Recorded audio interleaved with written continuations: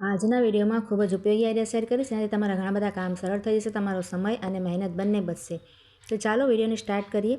જો ક્યારેક શું થાય કે આપણે કોઈ પણ ચા પીતા હોય ને તો આ રીતે કપડા ઉપર ઢોળાઈ જાય ને, કોઈ પણ તમારે સફેદ હોય કે કોઈ પણ કલરનું કપડું હોય તો તેને કાઢવા માટેની ખૂબ જ સરસ ટિપ્સ બતાવું છું. ચાના કે કોફીના ડાઘ તમે આ રીતે કાઢી શકો. તો આપણે જ્યાં પણ ચા ઢોળાઈ હોય ને ત્યાં આપણે જો આ રીતે 1 ચમચી જેટલું, નાની ચમચી જેટલું બેકિંગ સોડા જે આવે ને, ખાવાનો સોડા, એ નાખી દેવાનું આ રીતે. અને ત્યાર પછી જે વિનેગર આવે છે ને, આપણે કિચનમાં રાખીએ છીએ, તે પણ આપણે 1 ચમચી લઈ લેવાનું. અને તે આપણે જ્યાં સોડા નાખ્યો છે ને તેની ઉપર જ નાખવાનું, જો આ રીતે. તો ફીણ જેવું થાય ને, એટલે આ રીતે ફીણ જેવું થઈ જાય ને ત્યાર પછી આ રીતે આપણે એક બ્રશ લઈ લેવાનું. જૂનું કોઈ પણ બ્રશ હોય ને, આપણે વાપરતા ના હોઈએ, તેનાથી આ રીતે હળવા હાથે તમે કરશો ને તો તમારે ગમે એવા પણ ચાના કે કોફીના ડાઘ હશે ને તરત જ નીકળી જશે. જુઓ, તમારે મહેનત પણ ન થાય અને બ્લીચિંગ વગેરે કંઈ પણ તમારે નાખવાની જરૂર નહીં પડે. જુઓ, ખાવાનો સોડા અને જે આપણે વિનેગરનું મિક્સ થશે ને એટલે એમાં રિએક્ટ થશે અને તરત જ જો નીકળવા માંડ્યું છે ડાઘ. આપણે તો વધારે ફેલાવાનું નહીં. આ રીતે જો તમારે આ રીતે કરશો ને તો 2 મિનિટમાં તમારે નીકળી જશે. અને જો કેટલું આછું થઈ ગયું. હવે આપણે સાદા પાણીમાં હું તમને એનું રિઝલ્ટ બતાવું છું. ધોઈને જુઓ, આ છેડો આપણે કર્યો છે ને એમાં આપણે સાદા પાણીમાં નીચોવી લેવાનું. તો આપણે કંઈ પણ સરફ સાબુ પણ બગાડવું ન પડે.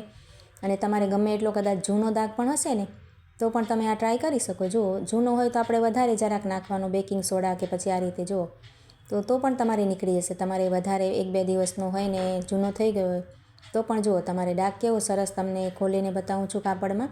જરાય તમને નહીં લાગે કે આમાં દાગ પડ્યો હતો. ખૂબ જ સરસ આઈડિયા છે. તમે જરૂરથી ટ્રાય કરજો અને સારી લાગી હોય તો લાઈક, કમેન્ટ કરજો. ત્યાર પછી જો આ રીતના આપણે કિચનમાં આવા કન્ટેનર વાપરતા હોય, બધું કરિયાણું અને બધું ભરતા હોઈએ, કોઈ લોટ ભરતા હોય બાજરાના કે ચણાના, તો ગમે તે ફ્રીજમાં રાખીએ કે આપણે બહાર ગમે એટલું કેબિનેટમાં પણ રાખતા હોય ને તો થોડાક દિવસે તેમાં દાગ પડી જાય. આપણે ક્યારેક કોઈ મસાલાવાળા હાથથી ખોલી નાખ્યું હોય તો તેને સાફ કરવા માટેની તમને સરસ ટિપ્સ બતાવું છું. આપણે છે ને આ રીતે સાદું પાણી લઈ લેવા એક બાઉલમાં અને જરાક અમથું આટલું શેમ્પૂ નાખી દેવાનું. અને બેકિંગ સોડા અડધી ચમચી એટલું હમણાં મેં નાખ્યું છે, જો આ રીતે. અને સરસ આપણે મિક્સ કરી લેવાનું પહેલાં, જુઓ. અને ત્યાર પછી આપણે છે ને એક નરમ કપડો લઈ લેવાનો. જો અહીંયા મેં બનિયાનનો લીધો છે, એકદમ સોફ્ટ હોય ને એટલે એમાં લીટા વગેરે ન પડે, કદાચ કોઈના વધારે કાચના કે હોય એ રીતના. તો જો આ રીતે, તો આ રીતે સોફ્ટ કાપડ આપણે લઈએ ને તો સરસ તેનાથી લૂછાઈ જશે. અને હવે શિયાળો આવ્યો એટલે આપણે 2-3 મહિના હમણાં ઠંડી તો રહેવાની જ છે. તો જો આ રીતે આપણે ખાલી કરીને ધોવા પણ ન પડે અને આપણને ઠંડી જેવું પણ ન લાગે. તો જો આ રીતે તમે સરસ લૂછી નાખો ને. આપણે જ્યારે પર અઠવાડિયે કે 15 દિવસે કે લૂછતા હોઈએ, કોઈ 3-4 દિવસમાં એક વખત પણ લૂછતું હોય તો જો આ રીતે સાફ કરી નખાય. તેના કદાચ મસાલાવાળા ડાઘ હશે ને તે પણ આપણે જે શેમ્પૂ નાખ્યું છે તેનાથી ચિકાસ પણ નીકળી જશે. અને બેકિંગ સોડા આપણે નાખ્યું છે તેનાથી મસાલાના જે આ હોય તે પણ આપણે નીકળી જાય, જો આ રીતે. અને સ્મેલ પણ તેની હોય તો કદાચ તે પણ જતી રહેશે. અને ખૂબ જ એકદમ ક્લીન થઈ જશે. આપણે હવે ઠંડીમાં વધારે ધોવાની કે સમય કે મહેનત કરવાની પણ આપણે જરૂર ના પડે. જો આ રીતે હું તો આ રીતે જ લૂછી નાખું છું. આપણે વારે ઘડીએ તેમાં વસ્તુ હોય તો ખાલી કરવી પડે અને પાછી આપણે ભરવી પડે સુકાઈને. અને અંદરથી તો સરસ જ હોય એટલે બહારથી આ રીતે ચિકાસ તેની નીકળી જાય. પછી કોરા કપડાથી આ રીતે તરત જ લૂછી નાખવાનું એટલે એમાં નિશાન પણ ન થાય અને ઉઘડે પણ નહીં. જો આ રીતે સરસ તેને લૂછી નાખ્યું છે. તો હું તમને 2 જ અત્યારે કન્ટેનર સાફ કરીને બતાવું છું, કેમ કે વિડીયો બહુ લાંબો થઈ જાય. તો જો આ રીતે તમે ટ્રાય કરી શકો. ખૂબ જ સરસ આઈડિયા છે. ત્યાર પછી જો આ રીતે છે ને આપણે બાળકોની કે કોઈની પણ છોકરા છોકરીઓની જીન્સ હોય ને તો ક્યારેક શું થાય કે તેની ચેન છે ને ઢીલી થઈ જાય. તો આ રીતે જુઓ ખુલી જતી હોય ઉપરથી, એકદમ સરસ પેક ના રહે ઉપર સુધી. અને નાના બાળકો તો વારે ઘડીએ આ રીતે ખોલી નાખતા હોય. તો તેના માટે તમને સરસ ટિપ્સ બતાવું છું, એકદમ સિમ્પલ. જો આ રીતે રબર તો આપણી પાસે હોય છે ને, એક રબર લઈ લેવાનું. અને જે ચેન હોય છે ને તેમાં નીચે અને 2 હોલ હોય છે, જો આ રીતે.